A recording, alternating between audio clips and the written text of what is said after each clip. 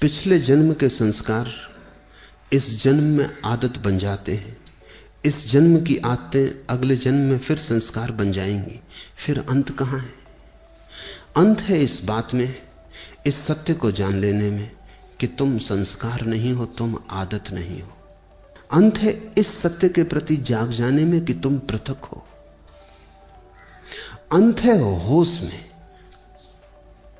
अंत है साक्षी भाव में। निश्चित ही तुमने कल भी क्रोध किया था, परसों भी क्रोध किया था, आदत बन गई। आज किसी ने जरा सा उकसा दिया, अंगारा तो था ही भीतर, रोज रोज संभाला था, हो गई।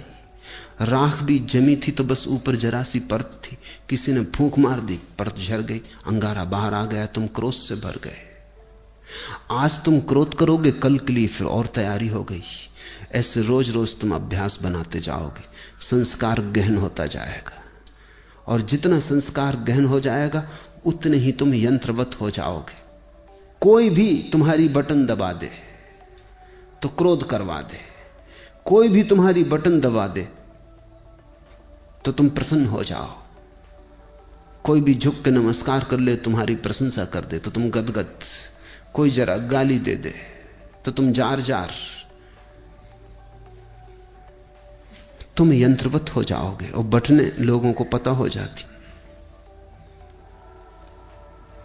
सबको पता है एक दूसरे की बटने, कहां से दबा दो कि सब ठीक हो जाता है, कहां से दबा दो कि सब गड़बड़ हो जाता है। तुम मशीन हो क्या या मनुष्य हो? मनुष्य होने का इतना ही अर्थ है कि कोई तुम्हारी क्रोध की बटन दबाए चला जाए, लेकिन तुम कहते हो नहीं करना, तो बटन दबती रहती। वो आदमी थक जाता, लेकिन तुम क्रोध नहीं करते। तुम कहते हो मैं अपना मालिक हूं, जब करना चाहूंगा करूंगा, जब न करना चाहूंगा नहीं करूंगा।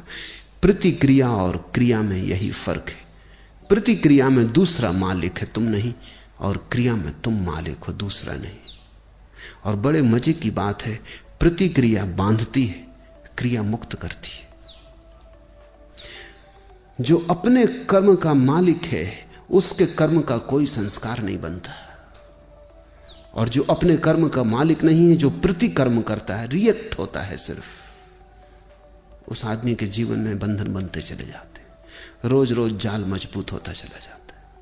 आखिर में तुम पाते हो तुम तो बचे ही नहीं, आदतों का एक ढेर, मुर्दा ढेर, जिसमें से जीवन कभी का उड़ चुका। पक्षी तो जा चुका है जीवन का बहुत पहले, कटघरा छूट गया है, पिंजड़ा छूट गया है। जागो इसके पहले की देर हो जाए और आदतों से मुक्त होना शुरू करो। मैं तुमसे ये नहीं कह रहा कि बुरी आदतों से मुक्त हो जाओ और भली आदतें बना लो।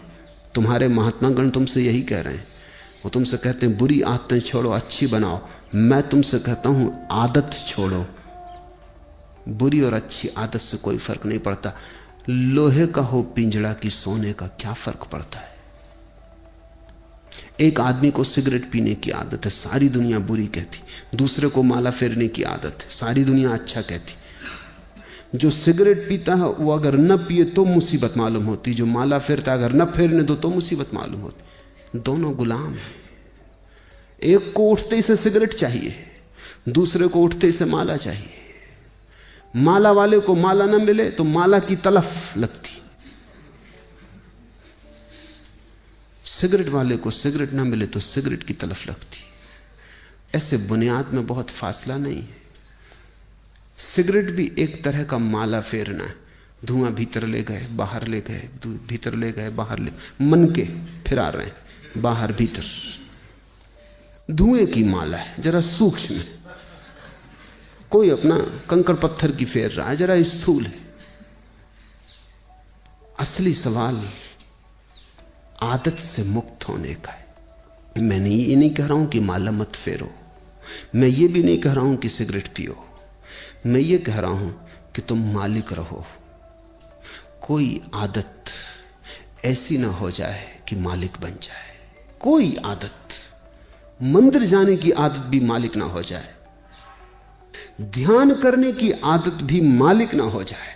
मालिक तुम ही रहो। मालकियत बचा के आदत का उपयोग कर लेना, यही साधना है।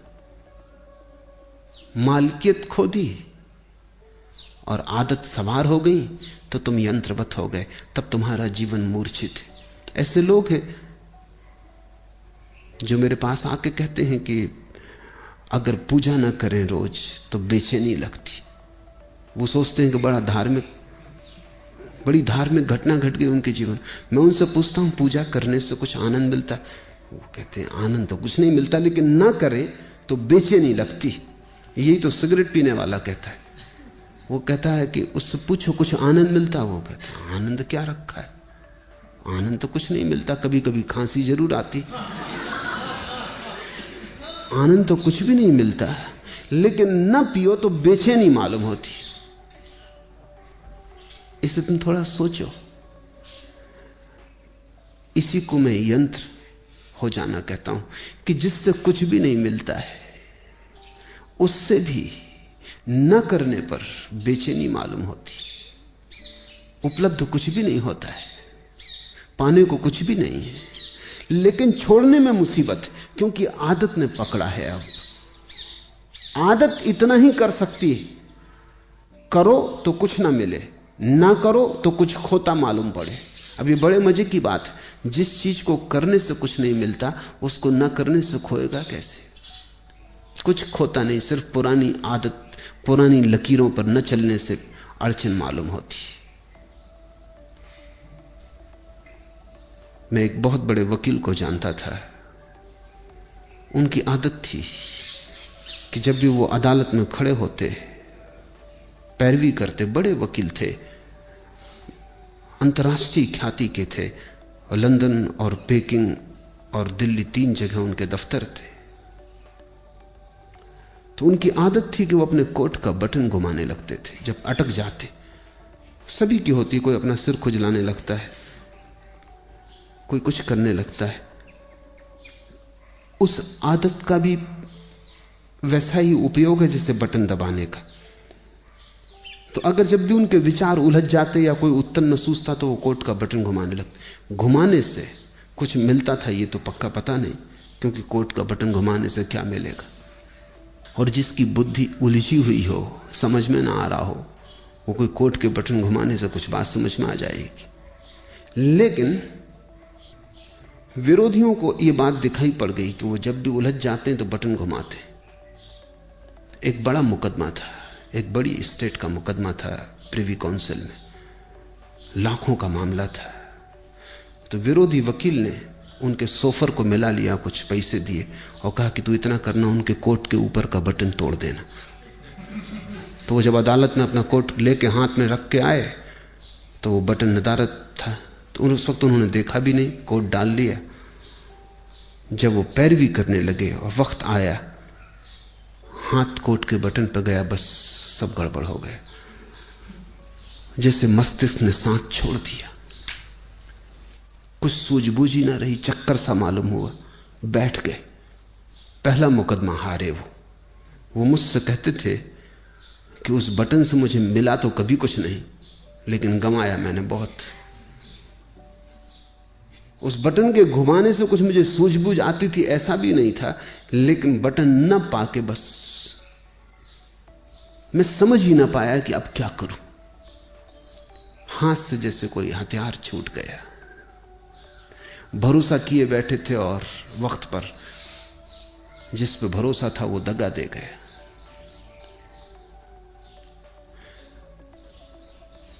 जिनको तुम आदतें कहते हो, बुरी हो या भली, इससे कोई भेद नहीं पड़ता। सब आदतें मालिक हो जाएं तो बुरी हैं, तुम मालिक रहो तो कोई आदत बुरी नहीं। गुलामी बुरी है, मालकियत भली है। मेरी परिभाषा यही है। संस्कार बन रहे हैं प्रतिपल, आदतें निर्मित हो रही हैं। तुम जरा दूर खड़े रहो, तुम अपनी मालकियत मत खो। निश्चित जीवन में आदतों की जरूरत है। अगर आदतें न हो तो जीवन बहुत कठिन हो जाएगा। आदतें जीवन को सुगम बनाती। तुम टाइपिंग सीखते हो या कार चलाना सीखते हो, अगर आदत न बने और रोज रोज फिर वहीं खड़े हो जाओ जहां पहले दिन खड़े हुए थे, फिर देखने लगो कि अब टाइप करने का फिर मौका आया, फिर सीखो, या कार चलाने का फिर नौबत आ गई, अब फिर से सीखो, तो जिंदगी बहुत असंभव हो जाए। तुम कार चलाना एक बार सीख लेते हो, आदत बन गई, फिर हाथ ही काम किए चले जाते हैं, फिर तुम्हें ध्यान भी देने की जरूरत नहीं होती। ठीक ठीक ड्राइवर गीत भी गुनगुना लेता है, बात भी कर लेता है, रेडियो भी सुन लेता है, और कुछ तो ड्राइवर ऐसे हैं कि झपकी भी ले लेते और गाड़ी चलती रहती। जीवन में आदत की जरूरत है, बस ध्यान इतना ही रखना जरूरी है कि आदत मालिक ना हो जाए। मालिक तुम बने रहो तो संसार में कुछ भी बुरा नहीं, स्वामित्व तुम्हारा हो तो संसार में सभी कुछ अच्छा है। स्वामित्व खो जाए, तुम गुलाम हो जाओ, तो वो गुलामी चाहे कितनी ही कीमती हो खतरनाक है। हीरे जवाहरात लगे हों सींखों पर, जंजीरों पर, तो भी उनको आभूषण मत समझ लेना, वो खतरनाक है, वो महंगा सौदा है। अपने को गंवा के इस जगत में कमाने जैसा कुछ भी नहीं। हाँ, अपने को बचा के जितना खेल खेलना हो खेल ले सकते हो। जब परमात्मा ही लीला कर रहा है तो तुम क्यों परेशान हो? लेकिन परमात्मा मालिक है, और जब तुम भी अपनी आत्माओं और संस्कारों के मालिक हो जाओगे तो तुम भी अपने छोटे से संसार में परमात्मा हो जाते हो। बुद्ध ने इसी को होश कहा है कि सब करना लेकिन होश पूर्वक करना। कदम भी उठाना तो होश पूर्वक उठाना, उठना बैठना लेटना होश पूर्वक। कोई भी चीज बेहोशी में मत करना। अगर तुम होश को साधते रहो तो आदत तो बनती रहेगी, आदत का तुम उपयोग करते रहोगे, लेकिन आदत के पीछे होश की धारा भी बह रही है। चैतन्य का दिया भी जल रहा है, वो भी निर्मित हो रहा है, उसकी भी सघनता बढ़ रही, उसका भी प्रकाश गहन होता जा रहा है। जीवन में सिर्फ आदतें ही आदतें रह जाएं तो आत्मा खो जाती है। आदतों के पीछे तुम भी रहो अलग पृथक, और इतनी तुम में मालकियत हो कि किसी आदत को अगर तुम छोड़ना चाहो तो इसी क्षण छोड़ दो, लौट के दोबारा सोचने की जरूरत भी ना पड़े। मैंने सुना है कि जब पहली दफा उत्तर ध्रुव पर यात्री पहुंचे तो वो एक बड़ी मुसीबत में पड़े। 3 महीने का भोजन था, वो चुक गया, और कोई 15-20 दिन उन्हें भूखे उपवास में गुजारने पड़े। कभी मछली पकड़ लेते तो ठीक, कभी ना पकड़ पाते तो मुश्किल। जहाज उलझ गया, बर्फ में फंस गया। लेकिन उन यात्रियों का जो कैप्टन था, उसको सबसे ज्यादा जो मुसीबत आई वो भोजन की नहीं थी। लोग बिना भोजन के रहने को तैयार थे, यात्रियों का दल। सिगरेट की सबसे ज्यादा मुसीबत खड़ी हुई। सिगरेट खत्म हो गई तो लोगों ने जहाज की रस्सियां काट काट के पीना शुरू कर दी। कैप्टन घबराया, उसने कहा अगर 20 दिन ये सिलसिला रहा तो फिर हम कभी वापस ना पहुंच पाएंगे। तुम रस्सियां ही काटे डाल रहे तो ये जहाज आगे कैसे बढ़ेगा, ये पाल गिर जाएंगे। मगर लोग इतने दीवाने सिगरेट पीने के लिए कि कैप्टन करे भी क्या। एक आदमी, बाकी सब सिगरेट पीने वाले, उनका करो भी क्या। वो रात को चोरी से काट लें, इधर उधर से काट लें। जब ये जहाज लौट के किसी तरह आया और इसकी अखबारों में खबर छपी तो एक आदमी ने अमेरिका में ये अखबार पढ़ते वक्त अपनी सिगरेट भी पी रहा था, अखबार भी पढ़ रहा था। उससे अचानक ये बात अजीब सी लगी कि लोग गंदी रस्सियां काट काट के पी गए। वो भी चेन स्मोकर था। उसने सोचा, हाथ में सिगरेट थी, उसने सोचा कि क्या यही गति मेरी होती है अगर मैं भी उनके साथ होता? क्या मैं भी रस्सियां काट के पी जाता? एक क्षण उसे ख्याल आया, उसने सिगरेट एस्ट्रे पर रख दी और उसने कहा अब इसको तभी उठाऊंगा जब मेरी ऐसी दशा आ जाए कि मुझे लगे अब मैं गंदी रस्सियां भी पी सकता हूं, नहीं तो नहीं उठाऊंगा। 20 साल बीत गए, वो सिगरेट अपनी टेबल पर ही रखे रहा। लोग उससे पूछते भी कि आधी जली सिगरेट यहां क्यों रखी? वो कहती कि इसको मुझे उठाना है किसी दिन, लेकिन उसी दिन उठाऊंगा जिस दिन मेरी पीड़ा ऐसी हो जाएगी कि आदत बड़ी और मैं छोटा हो जाऊंगा। लेकिन मैं प्रतीक्षा कर रहा हूं, वो घड़ी आती नहीं। 20 साल बीत गए, मैंने 20 साल से सिगरेट नहीं पी है और याद भी नहीं आई है। मैं याद करने की कोशिश कर रहा हूं कि कभी भी आ जाए, क्योंकि मैं जानना चाहता हूं किस मुसीबत में जहाज के लोगों को रस्सियां पीनी पड़ेंगी। लेकिन वो कभी ना आई। उसने अपना संस्मरण लिखा, मैं संस्मरण पढ़ रहा था। उसने संस्मरण में लिखा है कि मैं समझ नहीं पाता कि क्या बात हो गई, क्योंकि पहले भी मैंने कई बार सिगरेट छोड़ना चाही थी लेकिन नहीं छोड़ सका था। कई बार छोड़ी भी थी तो 2 दिन के बाद फिर पीने लगा था। लेकिन क्या हुआ? अब तो मैं छोड़ा भी नहीं था, सिर्फ प्रतीक्षा कर रहा हूं कि जब भी आदत पकड़ लेगी और झकझोर डालेगी तो पीऊंगा। लेकिन मैं सिर्फ ये जानना चाहता हूं कि मैं भी उस जहाज में अगर होता तो क्या मैंने रस्सियां पी होती? 20 साल से आदत आई नहीं। मेरी समझ में नहीं आता कि हुआ क्या। उसकी समझ में नहीं आ रहा क्योंकि उसे ध्यान का कुछ पता नहीं, होश का कुछ पता नहीं। इसने छोड़ी नहीं है सिगरेट, छूट गई होश के कारण, क्योंकि वो एक ही होश साधे हुए कि जब इतने जोर से तलफ पकड़ेगी कि मैं रस्सियां पी लेता तभी पीऊंगा। लेकिन उस होश के कारण तलफ नहीं पकड़ती। होश हो तो तलफ पकड़ती ही नहीं। अब उसे कोई होश को जानने वाला मिले तो उसे उत्तर मिले, लेकिन अनजाने उसने होश साध लिया है। तुमसे मैं कहता हूं, जो जो आदत तुम्हें पकड़े हो, जबरदस्ती पकड़े हो, उसके प्रति होश साधना। मैं तुमसे नहीं कहता सिगरेट पीना छोड़ो, मैं कहता हूं होश पूर्वक पियो।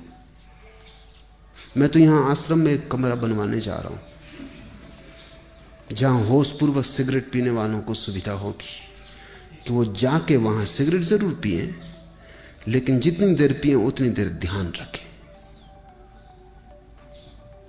एक क्षण को भी बेहोशी में न पिए बस। फिर अगर पीना हो तो मजे से पिए, कोई हर्जा नहीं। लेकिन मैं जानता हूं अगर होश सज जाए तो ऐसी मूढ़ता कौन करेगा? ऐसी मूढ़ता तो बेहोशी में ही होती है। तो मैं तुमसे कुछ भी छोड़ने को नहीं कहता, क्योंकि मैं जानता हूं छोड़ने से कभी कोई छोड़ नहीं पाया। मैं तुमसे केवल होश साधने को कहता हूं, क्योंकि मैं जानता हूं होश साधने से जो भी व्यर्थ है अपने आप छूट जाता है और जो सार्थक है बच रहता है। होश आध्यात्मिक जीवन की आखिरी कीमिया है, अल्केमी है, वो रसायन है। उसके अतिरिक्त सब विस्तार की बातें हैं। आज इतना ही।